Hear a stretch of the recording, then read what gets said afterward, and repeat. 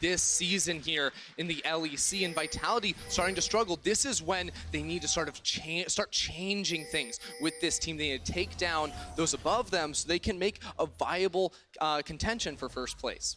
Oh, first, that's ambitious. First place maybe a little bit heavy. They're making competition for the first loser. Right? Behind V2. That's the way my dad taught me to call second place. You could contest to play against the first place team. You can. That's a good one too. Of course, if you finish first or second in the regular season, you are guaranteed a spot in the Ahoy Arena in Rotterdam. We've been talking about those tickets going on sale next week. Go check it out at eu.llesports.com. For now, though, let's jump back into our match of the day. This is the first of the second round robin, and as it stands, Odoamne Memento stepping forward, spotting up Mowgli in his own jungle. Yeah, so something I'm actually noticing on Mowgli right away is that he doesn't start with the normal yellow trinket. He's going for the sweeper because he thinks some wards are placed in his jungle. And of course, I was going to set this up. Maybe he was looking for an early play and was going to try to sweep out Vision in the river. Unfortunately, he's going to come up without any luck, and that will not be put to very good use. Looks like nothing too crazy is going to happen in this level 1. Neither jungler will be starting on the bot side of the map, and they'll also both be doing solo clears. Many solo queue players right now being like, wait a minute, this is a viable strategy? I don't need to give my jungler a pull. And it does reduce your clear speed a little bit. It does mean that you sometimes have to invest some of your pots as well, but it does mean that your laners can get to lane sooner and start leveraging, or they don't have to run the risk of getting behind in terms of experience. Yeah, right. You don't end up losing any minions, and you also can contest for the push early on into the game. And jungling in pro play is so very different than jungling in solo queue, because in solo queue you go for level 2 ganks, level 3 ganks all the time. Whoa. Pro This is play, Vitality, man. Okay. They always go for level 2, level 3 gang. That being said, there's much less of it in pro, and it's much more important to be able to confuse your opponent. So being on the wrong side of the map, the side of the map they don't expect you, can come from not getting a leash and revealing your starting position. I'm very excited to see which direction Mowgli decides to gank. I wonder if we'll be down the bottom lane. The reason I set that up, we're going to tune into Upset's POV stream really quickly. This game you can follow along with exactly how Upset is playing if you go check out twitch.tv/riotgames2. This is his perspective right now, and right now as it stands, Upset is being pushed under the tower by Attila and Jack Troll. There's Kai'Sa and Tahm Kench. Of course, when we focus in on him, he misses a minion. Of course. And of course, you have to call it out. I have to call it out. Everyone in Twitch chat right now is spamming LOL missed minion. So the quick pivot there. I just don't know how to follow that up. So usually in this bot lane matchup, what we often see is that Kai'Sa will have the push, especially with the Tahm Kench, because they can threaten the Alistar Sivir pretty effectively. Once Sivir gets a couple more levels in her abilities, she'll have a lot more wave clear, which means that she'll start to get the push. But the cool thing I love about Kai'Sa and Sivir is that both of them are exceptional scaling champions, but Kai'Sa's much better at finding a solo target isolated or just diving onto them and killing them, versus Sivir, who's just so much better at dealing AoE teamfight damage. And the clear difference is who's better able to execute upon those styles, and it's pretty easy to understand that Sivir is usually easier to execute upon. Well, as far as easy ganks are concerned, let's see whether or not Mowgli can get the flag and drag. Not going to land it after the dash away. Odoamne is able to use the Kit of Silas to literally walk away to safety. That opportunity was presented because Odo was shoving very heavily. Ignar fancies himself an opportunity. Headbutt, pulverize. That's going to knock Attila into the wall temporarily. Stun him up as well. Devour comes down from Jack Troll. And Ignar is going to get blown up. First blood, lick and stick by Jack Troll. Man, Jack Troll just going right on in there on the TK. I think he hit him with a little spam left there too. Vitality are feeling it. The rivalry between Attila and Upset is in full force. And Schalke, they tried to generate a bit of pressure down towards the bot side of the map. They thought that they could try and make that trade happen, but the risk you have with trying to engage on an Tahm Kench is the running away part. The fact that he can apply those 3 stacks, he can set up the stun, get the consume. Schalke was just not expecting the amount of burst damage to come out from the side of Schalke. Yeah, I mean, Tahm Kench does a whole lot of damage early on into the game. You can sort of see how this is set up, because Ignar sees an opportunity. He wants to burn the Devour, so he can then go for a trade later on. Unfortunately, he doesn't realize that Jack Troll still has his cooldowns and immediately turns for the full isolated damage off of the Q burst from Attila's Kai'Sa. Yeah, really good stuff there from Vitality. Great punish, and no, don't want to call it out. However, We saw a couple of misplays like this from Ignite yesterday.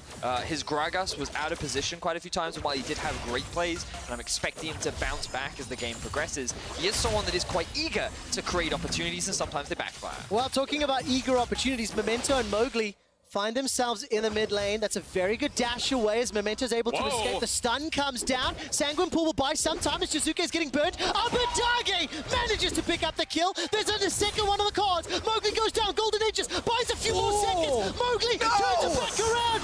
That's a double kill secured. 2 for Vitality. It was so well done from Abadage at the start, but Schalke bit off way more they can chew right there. They had the kill, but they thirsted for more. That's called greed, and that's what that is. There was the Yasuo. He saw an opportunity to get 2 kills, and he dived underneath the tower. So, initially, neither mid lane and level 6 just yet. But stage 1, he has control over the river, and so he sees an opportunity to create a flank here. The knockup is available on Abadage. Doesn't use it very early on. He's waiting for Memento to arrive. Once Schalke recognize that the commitment has come through from Vitality, they go for the engage. And Jizuke just gets burst out before he's able to respond. They don't realize how much extra damage they actually get onto Mowgli. They think they can get the kill, but tower, it does a lot of damage early on into the game. At first, I was like rookie of the split. But then I was like, rookie. And Abadage just chases a little too far. So Mowgli picks up one. Jizuke, he didn't even know that was happening. That was shock and surprise. I calculated, baby. I did a thing. Well, very, very good start. 3 kills to 1. Vitality are up 1,500 gold against the team that was expecting to be the favorites this game, especially based on yesterday. And we caught a quick glance there of Odo1 stolen away Cabo's ultimates. Yeah, and I actually really like this move here from Vitality. You know, Attila and Jack Troll took control over the bottom lane. They got the push going, and Mowgli just immediately paths down here to take the Ocean Drake. Another very early Ocean here, which we said before is so beneficial for the laning phase. It means you can stay longer, you're not going to run out of mana, which contributes to a push and plating, which becomes much easier once you just don't really run out of health and mana. So the thing for Vitality right now is that early game is looking great, and when you look at how the rest of the game will progress, the great thing about Vladimir is he's one of the few champions that can match Yasuo on a side lane. The fact that he has such low cooldowns later on into the game and he has so much sustain means he can... Oh, hang on a second. Nice. Big trade. Odo's trying to use that sustain for the W to jump back and forth. All right. We both expected something to happen, but you can see Cabo's shot, Fear Beyond Death, is on cooldown. Hence the reason Cabo didn't try to back away. And, Odo didn't back away. Now, the matchup between Sylas and Urgot is very, very interesting. We might have to pause for just a moment, though, because Mowgli, Jack Troll, and the rest of the gang are coming in to steal away this red buff. Schalke can't really do anything about it because they have control over the bottom half. Now, Mowgli pushing into the jungle reminds me of something Memento said yesterday on PGL. He said, and I quote, that in tomorrow's game between Schalke and Vitality, either Memento or Mowgli will push into the enemy and int 2 times. So far, Memento has 1 point on that game, and Mowgli was able to invade, set up some very good vision, and steal away the red buff. So Vitality still maintain control, lead, and information. I think the best part about that whole setup, too, is Mowgli actually walked to the river, put down 3 control wards that literally piloted his entire path into the enemy jungle, so he knew Schalke didn't really know what was going to be going on, so he did have a little bit element of surprise. Schalke were slow on the rotation, whereas Vitality had their laners from mid and bottom level come 6, over quick early. shot. I think you're going to want this. Oh, really? Glacial Prison! That's a big kill onto Jizuke. He's going to escape for his life. Hemoplague will bring some health back, but Abadage secures a 2-1-0. Now Mowgli, he's done it once before. Memento not going to get slammed or dunked just yet because Abadage is the target. He's locked inside the Cataclysm. Wrong way, buddy! Tower shot is going to help out, and Mowgli gets a reply. He just loves that tower, man. He's like, I will sacrifice myself, not gonna give the kill over to Attila on the bottom side, but a nice responding play there from Vitality, who committed the ultimate from the Tom Kench, and this is what we talked about. They like to use those globals. We've seen them before try and solo out members and collapse upon a play. You've got to keep your eyes on the top lane now, quick shot, because we actually see Cabo going pretty aggressive onto Odoamne, and Mowgli is lying in wait with the Tom Kench as well. We may have needed a second play-by-playcaster for this game, as another gank is happening. Jack Troll and Mowgli trying to push forward. Odo now has a Cataclysm to his name. This could make tower diving a little more unique. Yeah, that's the real the catcher right here, because if you dive against the Jarvan, you're just trapped inside of that Cataclysm for a few more seconds, even after you get the kill, which could result in a kill turned around. But don't worry, Trevor, I got you. If these fights get a little bit longer, we know these guys like to go for the engagements, I'll pick you up. I'm looking forward to it. This is, of course, the one-for-one trade in the mid lane, where Abadagi once again shows an appreciation for that mid turret. So again, Abadagi, he sets up the knockup with the Q, he lands the ultimate, means that you can guarantee the Sejuani ulti to follow. And overall, this is why we see a lot of the Sejuani Yasuo duo considered to be so strong. It's very easy to set up those ganks, either the Sejuani ulti lands or the Yasuo knockup lands, and you're pretty much guaranteed a kill. And then Jarvan makes the decision here to commit onto the Yasuo by locking him down in the Cataclysm, knowing that he doesn't have flash. And the best situation there for Abadagi was let's not give any gold over to the carries in the bot lane for Vitality. And right now, Abadagi and Schalke want to make a play in the mid lane. Jizuke waiting. Man, Schalke are so committed to this mid lane. Over and over, we're seeing roams and attempts. While that was happening, though, Upset was left alone to his own devices down in the bottom lane. Would like to just confirm this is his first ever Sivir here in the European top league. Of course, first time in the LEC as well. We're 11 minutes on the clock. I just look 105 CS for Upset Sivir, Attila 118 in terms of this matchup. You can see some of the stats. Just want to highlight it because of all the trash talk. Upset has traditionally been the second highest CSD at 15, and he also contributes 30% of his team's damage. And we'll need to do a little bit of catch up this game as he's slightly behind. But it looks like we got yet another dive coming. Mowgli and Memento. This is the Eminem duo in the mid lane. Glacial Prism will come out. That will get a stun. The bowler's coming out, and Abadagi this time round will try to get to the tower as quickly as he can. He finds the tower! Ladies and gentlemen, Jack Shaw gets to the tower. Odo is running for his life. Ignoring up to trying to turn this one around as Vitality have got the early advantage. Attili's got 75% HP and still safe in pushing forward. Upset does not have the damage to push it further, and Vitality win that out. So this time around, Vitality respond to the play and come out on top.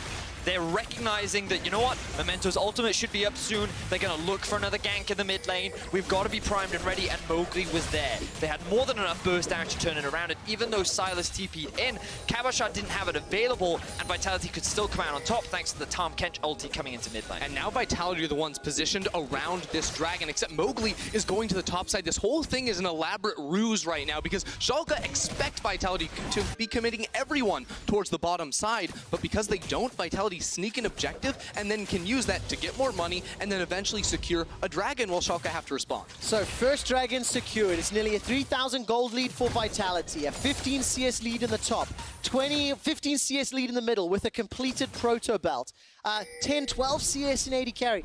Vitality's early game has got them significant advantages, and Mowgli's job in 2-0-3 and that mid-outer turret are doing so much work for Vitality. Now I'm looking at some itemization here from Jizuke, and everyone, we're playing on the hotfix 9.3 patch. He went and picked himself up an Ancient Coin. Now, Ancient Coin will not drop gold coins for you unless you have an ally near you. That's just how it works now after the hotfix. So, what does this mean? Are people gonna be coming mid lane the whole time? Is he gonna lane with Jackdaw? Because this seems to not make a whole lot of sense. So I think it's less to do with the actual gold income and more to do with just the stats that it gives you. Considering that it's a fairly cheap item, you get movement speed, cooldown reduction, and you also get base health regen. So I think that all things that Vladimir is actually very happy to have. So when you combine that with the proto belt, I think that he's sitting around an extremely high cooldown percentage right now. It's sitting at like 25, 30%, something like that. We're checking. Let's see. He's up to 45%. So 45% you know what he has? CDR. He has Transcendence from his runes because he's gone into the sorcery tree. Yeah. So he's going heavy, heavy, heavy inspiration as well for the extra 5%. Now, Memento, can he steal this dragon or will he even try? There's not enough vision. Go jumps into the pit. I did not expect that. Memento may need to flash out to safety. Nope. Manages to use Bristle and just dashes over the wall. Vitality get the Drake, though. They extend that gold lead to 3,500, and Schalke are starting to fall further and further behind. So I appreciate that you talked about items there, Ender, because there are actually a few items I want to run through. So really like this high investment cooldown reduction that we're seeing from the Vladimir, pretty unique. But also, Kai'Sa was one of the champions that a lot of debate went around behind how do you actually build her now? Do you bother going for Infinity Edge first, or do you just rush Rage Blade, and it looks like Attila actually working towards Infinity Edge as a first item. But on top of that, Cabochard running the Executioner's calling as well means that it mitigates a lot of the trading power that Sylas brings in the 1v1. Yeah, and you know, I sort of wanted to go in this earlier when we talked about the Urgot versus Sylas matchup, but it's very interesting because Urgot is a champion that wants to get you very low so he can execute you. Sylas is a champ that also wants to be low HP so he can make the full use out of his W heal. The fact that Cabochard now has gone for the Executioner's culling is going to reduce that healing and make it so much easier to surprise burst Odwamne when he does get low. It feels like Odwamne has been sort of aware of that, though, whenever we've seen the trading patterns, has been on the same page. And as we've crested the 15-minute mark, Vitality are significantly further ahead. Reminder that this is, of course, Schalke and Vitality rematching. Schalke won the game last time they played, but I want to look at how Schalke have played over the last 5 weeks. Their goal difference at 15, they're averaging. Well, they're plus 800. Their first tower, they picked up 77% of the games. They didn't do it today. They've had a very good Drake control. They're losing it today. And today they were favorites. A lot of people were predicting Schalke to win this matchup. Now, they're not out of the game. They have a lot of tools in Sylas, Yasuo, and Sivir. But they've got to be so careful not to fall further behind and just let the Jarvan, Vlad, Kai'Sa run over there. You know, I'd like to talk right now, Trevor, but I have a feeling that a fight is about to kick off as look at Jack Troll. All right, Jack Troll gets caught up, knocked up, put down. Lost Breath will do a lot of damage. Jack Troll will finally go down. It's Memento that picks up the kill. But it took a long time to burn through that gray health. I feel like I've seen Schalke do the same play so many different times this game where they use pockets of vision around this mid lane with very good control to get a flank onto whoever Vitality have there at the moment. So it's another good use of vision and vision denial that Schalke can take to get a kill around this middle lane. And now we see the mid lane is moving off to the side lane as well. Abadage is going to be forced under his tower a lot more because this is a cool thing about the Vladimir into Yasuo matchup is he can match. Oh, I mean, he has a lot of valuable sustain, which really helps against a champion like Yasuo. The cooldowns are obviously very, very low, but also he has way more wave clear than the Yasuo, and the threat of an all-in is very real. So it's one of those champions that can just match the Yasuo as the game gets later and later, and as long as they're keeping pressure on keeping the Yasuo down, things are going to stay advantageous for Vitality. Yeah, exactly. Abadage has to sit under the tower, and even then takes a really bad trade, but there they go in! Whoa, that was such a bold move. What? Why did Jizuke do that?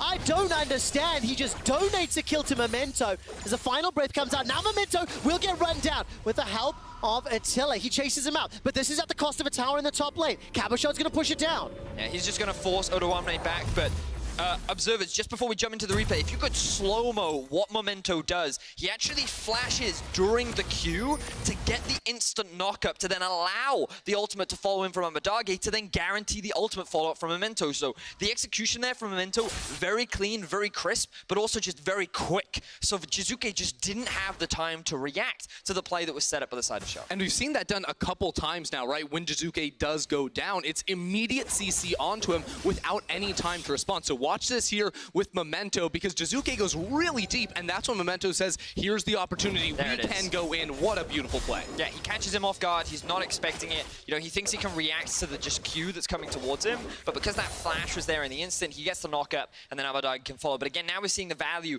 of this Tahm Kench pick and how often Vitality have used it to turn what should have been a favorable trade to Schalke back in the favor of Vitality as they end up securing another tower in the bot side of the map. And now as we sort of hop back into the game, I think it's really important to look at the lane assignments, and specifically Upset sitting here in the middle lane because he's playing the Sivir, traditionally a more vulnerable AD carry, especially to the likes of a Jarvan and a Vladimir trying to dive onto him. So he has to actually play very far back here in this middle lane and wait till the minions come almost near to his turret, otherwise he risks being jumped on and being immediately taken down. So what that does is it gives Vitality extra time that you wouldn't necessarily have against other types of champions, or if that mid lane tower was still up, so Vitality can move even deeper into this area of the jungle and set up for that big second Infernal coming up in just a few seconds. Exactly that, and they're just buying their time. They're keeping pressure up in mid and bot. They don't have teleport towards the top side of the map, but depending on whether or not Cabochard has another what's it called, spellbook thing available left, then he can just swap it back towards the teleport if he so chooses to. So Vitality do still have options, and I love the vision denial right now. Schalke are very limited in their options at this point in the game. This game has felt a little bit like a 4v4, as the top laners have been living on an island. As it continues to play out that way, Caboshot and Odo1 are trading up in the top lane. Memento gets caught out. Oh, that's a Patsy, the Cataclysm comes down. Here comes Shizuke. Ignon throws down the ultimate just to stay alive. Boomerang Blade flies across Vitality, who are 6,000 gold up. We're getting to 20 minutes. Infernal Drake is up. But at some point, Schalke need to do something to bring back this gold deficit, because they are falling to a point, a deficit that might be insurmountable. Well, first I have to point out that it's not an Infernal Drake. The overlay is a little bit incorrect. It will just be an Ocean for now. But I have to say, sometimes Mowgli just makes me just reconsider how I think about the game of League of Legends. Because right there, it's like he goes in with the EQ combo, looks like he's just sort of running it into Memento and Ignar, but then knows that the second he overextends like that, they're going to jump on him. So then he has the free ultimate. He traps both of them. There's no kill that is gained out of it, but it's plays like that the Mowgli always goes for, and that creativity that is so impressive. I think it's been something that Vitality as a team have done for a very long time. We've been talking about that Tahm Kench pick a lot, and historically Jack Troll has played the champion 13 times here in Europe. He's 5 wins, 8 losses. And the reason I want to highlight that is that creativity both helps and hurts them. I think this year, when you think about the rogue backdoor that Vitality employed, thanks to Jizuke playing split push, Jizuke playing side lane, their boldness and their willingness to commit to the play helped them win that game. Last year, though, their boldness and their willingness to commit to things sometimes, got their hands burned. And I know it is something we have said a fair amount, but Mowgli has led the way this game, has impacted this mid lane and set Jizuke up. And we finally get to see the second half of this matchup as Odo1 is now getting run down. Distinct comes out from Cabo. He's looking for Fear Beyond Death. If it can connect, it will be a kill, but it does not. Odo1's move speed and mobility keeps him in safety. He did blow his flash, though. Yeah, he did. Big win from Caboshard there, but just look at the map. Vitality are moving so far forward into Schalke's territory. Big heal there from Odo, making sure he gets it in the window where there is no Executioners calling proc on him, but still it's Vitality with complete control. All right, let's just like it's going to be a lot of trouble for Ignar. Killer Instinct was not used by Attila. He thought about it, though. Attila is up 40 CS over Upset in our match of the day. Caboshard is up 30 CS over Odo1. And this just feels like Vitality, where they have a point to make. They play a fantastic game. Yeah, this is what we said at the beginning, right? You actually don't know what Vitality is going to show up on the day. They're really inconsistent in their performances. Yesterday losing to SK in what was rather one-sided fashion, where Vitality just kind of struggled individually. They made these massive misplays, and it's like they had a bad day. And then coming into today, the early game has been great.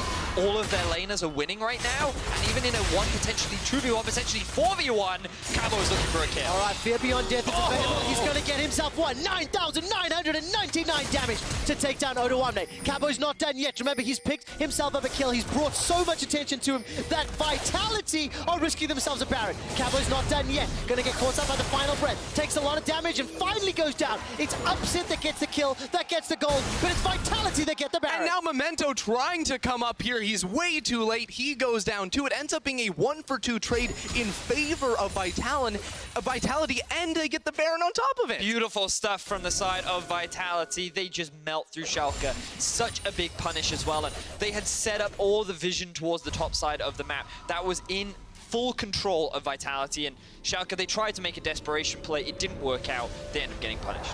Oh man, look at the item disparities for the next time these teams fight. We will look at that in just a moment, but here's a replay, of course, of Vitality catching Memento before after the Baron's already gone down. Yeah, Memento realizes what's going on way too late. Jack Troll is waiting in the only area that Memento can actually approach the pit. So Vitality sort of get away with murder right there, but also set it up well enough that even if Memento had gotten there sooner, he still wouldn't have had any chance. Man, it's so exciting. Of course, if Vitality can play this out, it means that Schalke and Vitality will be tied at 7 wins and 3 losses in the standings. Behind them is a couple teams at 6-4, 5-4 right now, but it's just going to be heating up in that race to see who can earn the right to step up to G2 Esports. For now, Vitality up 7 or 8K. They're not done yet. Mowgli dancing on the edge of safety. This time around, we'll need to use that stopwatch to stay alive. Memento will get dunked down. Killer Instinct used by Attila. He manages to hold my God! Almost takes out Look at him go! Attila does it! Picks up the kill. Now he turns his attention to Ignar, who's forced to flash to safety. The Hemo Blade doesn't get him the kill, but it doesn't matter. Vitality got what they wanted. It's just 2 members of Schalke left alive. Cabochard is running down Ignar. He's just outside in the mid lane as well. Odawamning being run down by Jizuke this whole time. The rest of Vitality go bot lane. They're trying to get a tower, and Jizuke gets one more to pad his KDA. Oh, it just feels like the Meg where the giant shark is chasing the poor pedestrians. 10,000 gold, and Vedius, this is the most Vitality style game we have seen in a while. This is so Vitality. Ignar using the Hex Flash over the wall. He's actually going to pull off the great escape, but at what cost, you have to ask, because Vitality are still in the bottom lane. They're still pushing, and they get the tower. At the cost of the game, at the cost of second place, if Vitality close this out, I mentioned the standings, I mentioned they will be tied, but their head-to-head will also be 1-1. So in the event of tiebreakers, we might need to see how that plays out. So keep an eye on the minimap here in actually how they set this up, because you can see Vladimir is actually nowhere near the fight, and this looks like a great fight initially for Schalke, but the problem is that they have the teleport available on this ward, and the problem is all of the focus is going on to the Jarvan, meaning that the moment that Kai'Sa joins the fight, he has all this freedom on the backline to just melt through everyone on the side of Schalke. So the backline is left untouched, the frontline soaks up all the damage, and the positioning looked initially promising for Schalke, but Vitality were very quick to respond and get the collapse. And watching that fight, all I think about is the match of the week video, match of the day video beforehand, where Upset says, Attila, he plays without his brain on. And honestly, Attila played without his brain on right there. He went in as far as he could, first with the Killer Instinct, then flashed over the wall to get every single kill he could. And he's the man that's taking Vitality for this win. And I really want to highlight his build as well, because we talked about what does Kai'Sa build on the current patch. He's got Infinity Edge into the Runans, into the Rage Blade, meaning, correct me if I'm wrong here, Ender, he can double proc his passive onto multiple targets with the Runans and the Rage Blade. Exactly, that's the plan. The Runans is so good on this Kai'Sa. She doesn't have much CC with this team composition, so the Runans is going to make great use of stacking and applying that to multiple members, since he is missing out on that proc. But right now, Vitality, they're still trying to siege. They don't have the Baron buff anymore, but that bottom lane inhibitor is still exposed, and they can try to push and pull Schalke between these two lanes, but Schalke might want to go in. Well, let's see what they can do. Final Breath comes out. Cabochard is running for his life. He's put a lot of time. The Devourer will keep him alive, and up Odawamning forced to go golden. Abadage is already dead, and Odo's running for his life. Vitality have got access to the inhibitor. Jackshot goes underneath the Nexus turrets, but there was nobody with him. Cataclysm comes down. Oh! Flash. Jack Troll escapes. He manages to walk out. So does Mowgli with the flag and the drag. Jizuke uses the Sanguine Pool. Look at Attila. Attila goes jumping into the back line. He gets upset. He gets the ace. Vitality are taking down Schalke. Vitality have everything. There is no one left here for Schalke to defend the base. Attila at the helm. He takes down Schalke. He takes down Upset. In our match of the day to kick off the second round robin, Vitality make a statement that we are here to fight for second place.